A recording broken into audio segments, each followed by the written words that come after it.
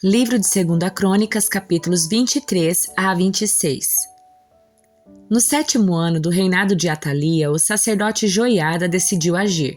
Criou coragem e fez um acordo com os comandantes dos batalhões, Azarias, filho de Jeroão, Ismael, filho de Joanã, Azarias, filho de Obede, Maazéias, filho de Adaías, e Elisafate, filho de Zicre. Esses homens viajaram por todo o reino de Judá e convocaram os levitas e os chefes das famílias de todas as cidades para irem a Jerusalém. Todos se reuniram no templo de Deus, onde firmaram um pacto solene com o jovem rei Joás. Joiada lhes disse: "Aqui está o filho do rei. Chegou a hora de ele governar. O Senhor prometeu que um descendente de Davi seria nosso rei. Vocês devem fazer o seguinte: quando os sacerdotes e os levitas entrarem em serviço no sábado, uma terça parte de vocês ficará de guarda nas portas, outra terça parte irá ao palácio real e a última terça parte ficará de guarda na porta do alicerce. Os demais permanecerão nos pátios do templo do Senhor. Lembrem-se, apenas os sacerdotes e os levitas de serviço podem entrar no templo do Senhor, pois foram consagrados. O restante do povo deve obedecer às instruções do Senhor e ficar do lado de fora. Vocês, levitas, posicionem-se em volta do rei, de armas na mão. Matem qualquer pessoa que tentar entrar no templo. Permaneçam com o rei aonde ele for." Então os levitas e o povo de Judá fizeram tudo o que o sacerdote Joiada ordenou. Os comandantes se encarregaram dos homens que iam entrar em serviço naquele sábado e dos que iam sair. O sacerdote Joiada não deixou ninguém ir para casa no fim do turno. Depois, Joiada forneceu aos comandantes as lanças e os escudos grandes e pequenos que haviam pertencido ao rei Davi e que estavam guardados no templo de Deus. Posicionou todos os homens em volta do rei de armas na mão. Formaram uma fileira desde o lado sul do templo até o lado norte e ao redor do altar. Então Joiada e seus filhos trouxeram Joás, no filho do rei, para fora, puseram a coroa em sua cabeça e lhe entregaram uma cópia da lei. Depois, ungiram Joás e o proclamaram rei, e todos gritaram: "Viva o rei!" Quando Atalia ouviu o barulho do povo correndo e os gritos de louvor ao rei, foi para o templo do Senhor, onde o povo estava reunido. Ao chegar, viu o rei em pé no lugar de honra junto à coluna na entrada do templo. Estava rodeado pelos comandantes e tocadores de trombeta, e gente de toda a terra se alegrava e tocava trombetas. Cantores com instrumentos musicais dirigiram o povo numa grande celebração. Quando Atalia viu tudo isso, rasgou suas roupas e gritou: "Traição, traição!" Então o sacerdote Joiada ordenou aos comandantes encarregados das tropas: "Levem-na aos soldados que estão na frente do templo e matem qualquer pessoa que a seguir." Pois o sacerdote tinha dito: "Ela não deve ser morta dentro do templo do Senhor." Eles a prenderam e a levaram à porta dos cavalos no terreno do palácio e a mataram ali. Joiada fez uma aliança entre ele e o povo e o rei, estabelecendo que eles seriam o povo do Senhor. Todo o povo foi ao templo de Baal e o derrubou. Demoliram os altares, despedaçaram os ídolos e executaram Matã, sacerdote de Baal, em frente aos altares. Joiada encarregou os sacerdotes e os levitas de cuidarem do templo do Senhor, segundo as instruções de Davi. Ordenou que apresentassem holocaustos ao Senhor, como ordenava a lei de Moisés, com cânticos de alegria, conforme Davi tinha instruído. Também pôs guardas às portas do templo do Senhor para que não entrasse ninguém que por algum motivo estivesse cerimonialmente impuro. Então, os comandantes dos batalhões, os nobres, os governantes e todo o povo da terra escoltaram o rei para fora do templo do Senhor. Passaram pela porta superior e entraram no palácio, onde o rei se sentou no trono real. Todo o povo do reino se alegrou e a cidade ficou em paz, pois Atalia tinha sido morta. Joás tinha 7 anos quando começou a reinar e reinou em Jerusalém por 40 anos. Sua mãe se chamava Zíbia e era de Berseba. Joás fez o que era certo aos olhos do Senhor enquanto o sacerdote Joiada estava vivo. Joiada escolheu 2 esposas para Joás e ele teve filhos e filhas. Algum tempo depois, Joás resolveu fazer reparos no templo do Senhor. Reuniu os sacerdotes e os levitas e lhes deu as seguintes instruções: "Vão a todas as cidades de Judá e recolham um imposto anual para fazer os reparos no templo do Senhor. Façam isso logo." Os levitas, porém, não se apressaram.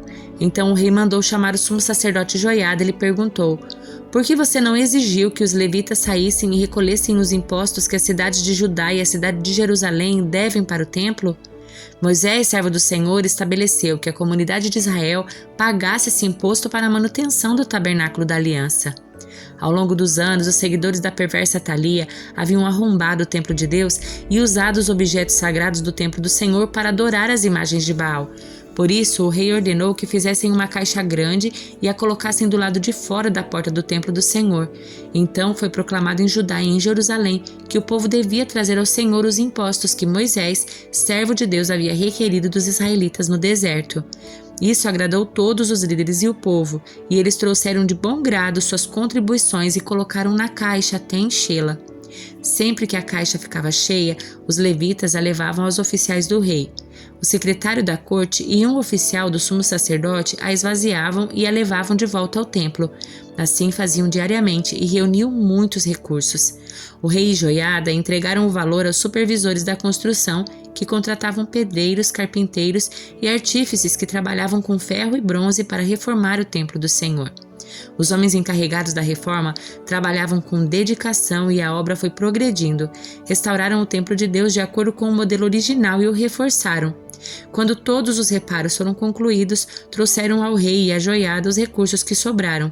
O valor foi usado para fazer diversos objetos para o templo do Senhor, utensílios para o serviço e para os holocaustos, além de vasilhas e outros objetos de ouro e prata. Enquanto o sacerdote Joiada viveu, os holocaustos continuaram a ser oferecidos continuamente no templo do Senhor. Joiada viveu muitos anos e morreu em idade avançada, com 130 anos. Foi sepultado entre os reis na cidade de Davi, pois havia feito bem em Israel para Deus e seu templo. Depois da morte de Joiada, os líderes de Judá vieram ao rei Joás e se curvaram diante dele, e ele ouviu seus conselhos. Abandonaram o templo do Senhor, o Deus dos seus antepassados, e adoraram postes de Aserá e ídolos. Por causa desse pecado, a ira de Deus veio sobre Judá e Jerusalém. Ainda assim, o Senhor enviou profetas para trazê-los de volta para ele. Os profetas os advertiram, mas o povo não quis ouvir. Então o Espírito de Deus veio sobre Zacarias, filho do sacerdote Joiada. Ele se pôs em pé diante do povo e disse: Isto é o que Deus diz. Por que vocês desobedeceram aos mandamentos do Senhor e com isso deixaram de prosperar? Visto que abandonaram o Senhor, agora ele os abandonou. Então os líderes conspiraram contra Zacarias e o rei ordenou que ele fosse morto por apedrejamento no pátio do templo do Senhor. O rei Joás não levou em conta a lealdade que Joiada, pai de Zacarias, lhe havia demonstrado e matou seu filho. As últimas palavras de Zacarias antes de morrer foram: Que o Senhor veja o que estão fazendo e vingue a minha morte. Na virada do ano, o exército sírio marchou contra Joás. Invadiram Judá e Jerusalém e mataram todos os líderes do povo. Enviaram para seu rei em Damasco tudo o que haviam saqueado. Embora os sírios tivessem atacado com apenas um exército pequeno, o Senhor entregou em suas mãos o exército muito maior de Judá. O povo de Judá havia abandonado o Senhor, o Deus dos seus antepassados, por isso o juízo foi executado contra Joás. Os sírios se retiraram e deixaram Joás gravemente ferido. Seus próprios oficiais conspiraram contra ele porque havia assassinado o filho do sacerdote Joiada e o mataram em sua cama. Ele foi sepultado na cidade de Davi, mas não no cemitério dos reis. Os assassinos foram Jozacás, filho de uma amonita chamada Simeate, e Jeozadab, filho de uma moanita chamada Somer.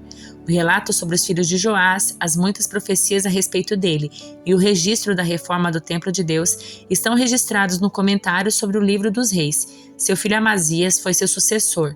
Amazias tinha 25 anos quando começou a reinar e reinou em Jerusalém por 29 anos. Sua mãe se chamava Jeoadã e era de Jerusalém. Amazias fez o que era certo aos olhos do Senhor, mas não de todo o coração. Quando Amazias se firmou no poder, executou os oficiais que haviam assassinado seu pai. Contudo, não matou os filhos dos assassinos, em obediência aos mandamentos do Senhor, registrado por Moisés no livro da lei. Os pais não serão executados por causa do pecado dos filhos, nem os filhos por causa do pecado dos pais. Aqueles que merecem morrer deverão ser executados por causa de seus próprios crimes. Amazias organizou o exército e nomeou generais e capitães para todo Judá e para Benjamim.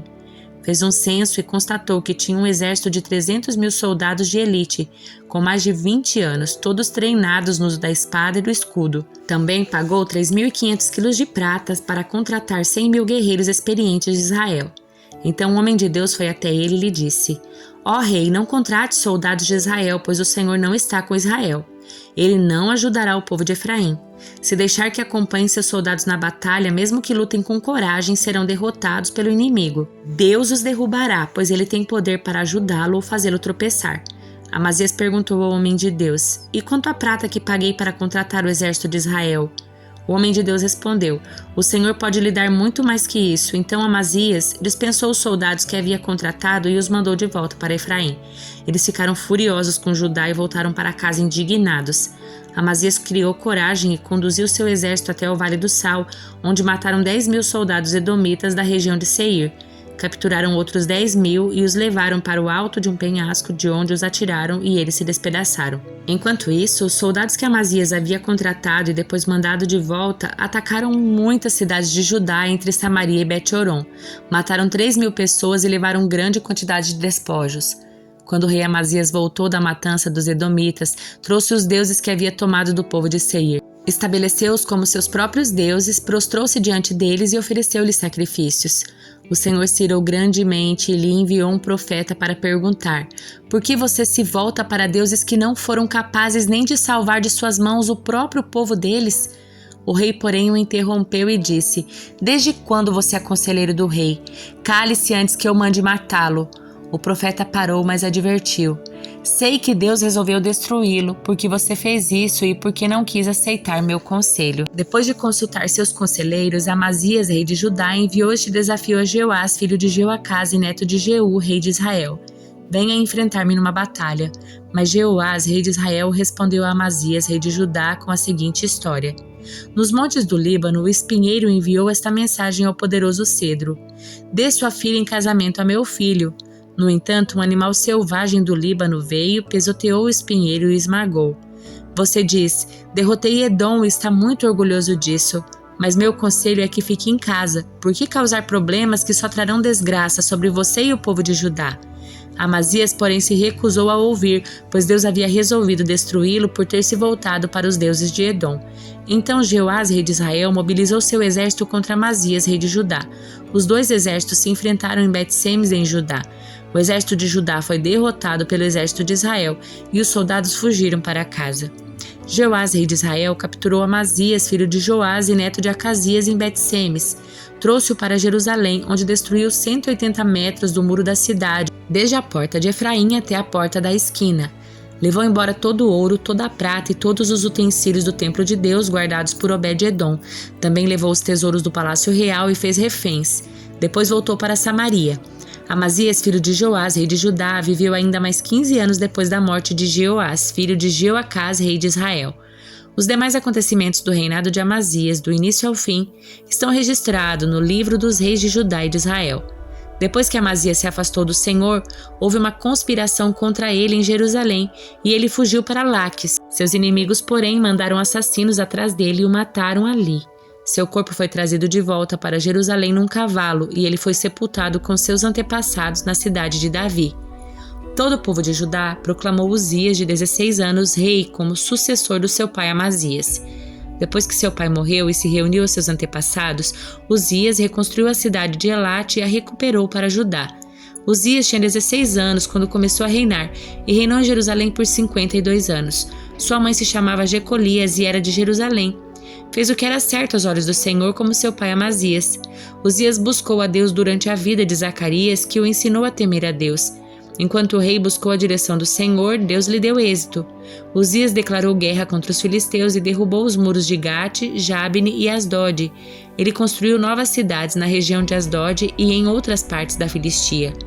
Deus o ajudou nas guerras contra os filisteus, nas batalhas contra os árabes de Gur e nas guerras contra os meunitas. Os meunitas lhe pagavam tributo anual e sua fama se espalhou até o Egito, pois ele havia se tornado muito poderoso.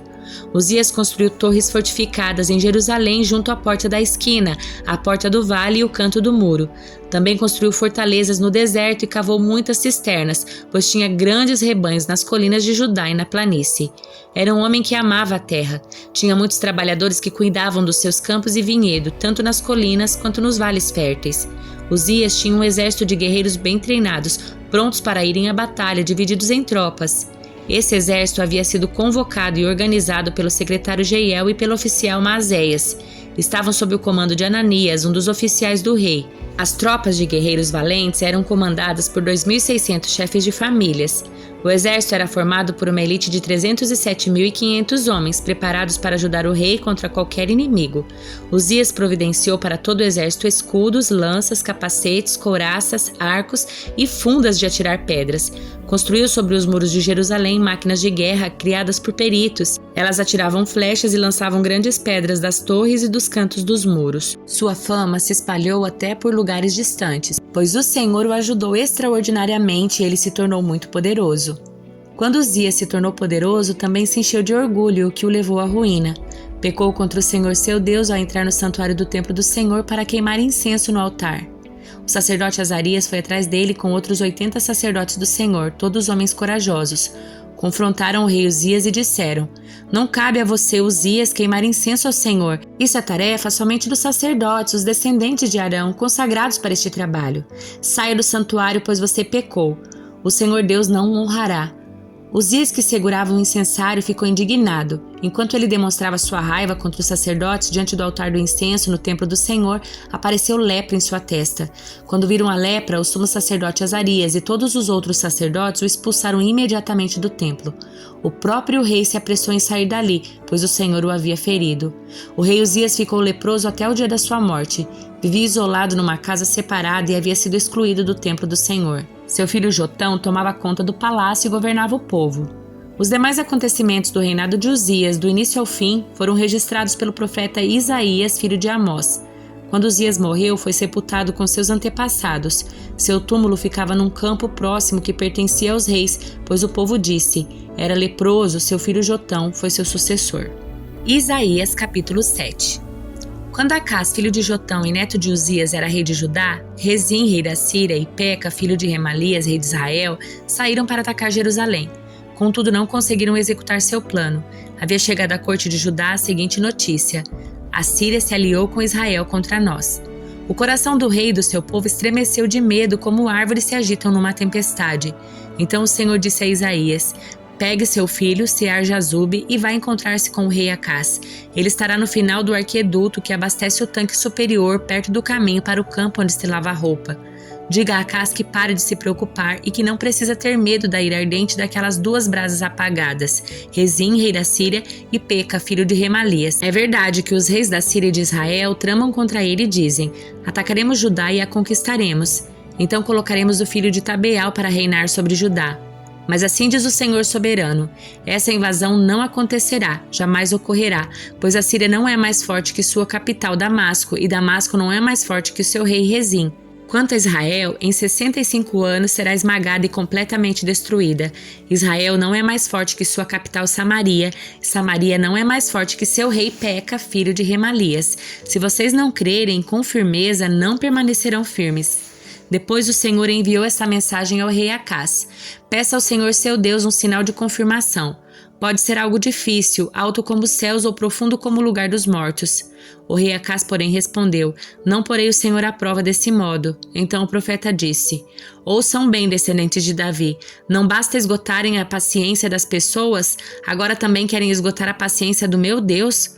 Por isso o Senhor mesmo lhe dará um sinal. Vejam, a virgem ficará grávida. Ela dará à luz um filho e o chamará de Emanuel. Quando essa criança tiver idade suficiente para escolher o bem e rejeitar o mal, comerá coalhada e mel. Pois antes de a criança chegar a essa idade, as terras dos dois reis que vocês tanto temem ficarão desertas. Então o Senhor trará sobre vocês, sua nação e sua família, coisas como nunca houve desde que Israel se separou de Judá. Naquele dia, o Senhor assobiará para chamar o exército do sul do Egito e o exército da Assíria, e eles o cercarão como enxames de moscas e abelhas. Virão em grandes multidões e ocuparão as regiões férteis e também os vales desolados, as cavernas e os lugares tomados de espinhos. Naquele dia, o Senhor alugará uma navalha que virá de além do rio Eufrates, o rei da Síria, e a usará para raspar tudo, sua terra, suas plantações e seu povo. Naquele dia, o camponês terá sorte se lhe sobrarem uma vaca e 2 ovelhas. Ainda assim haverá leite suficiente para todos, pois restarão poucas pessoas na terra. Comerão coalhada e mel até ficarem satisfeitos.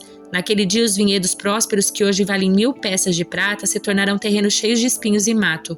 Toda a terra ficará coberta de espinhos e mato, e será uma região de caça cheia de animais selvagens. Ninguém irá às encostas férteis das colinas onde antes cresciam jardins.